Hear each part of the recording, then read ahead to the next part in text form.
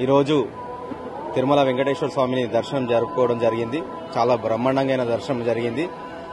అదేవిధంగా మొన్న ఎలక్షన్లో మే 13 తారీఖు జరిగిన ఎలక్షన్లో మెదక్ ఎంపీగా పోటీ చేసినాం కాంగ్రెస్ పార్టీ అభ్యర్థిగా.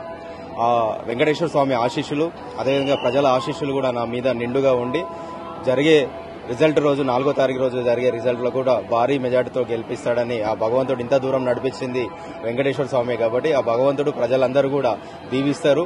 రేపు ప్రజలందరినీ కూడా భగవంతుడు ఏడుకొండలవాడు ఈ ప్రపంచాన్ని మా తెలంగాణ ప్రజల్ని అందరినీ కూడా సుఖ సంతోషాలతో చూడాలని మనస్ఫూర్తిగా కోరుకున్నానని తెలియజేస్తున్నాను.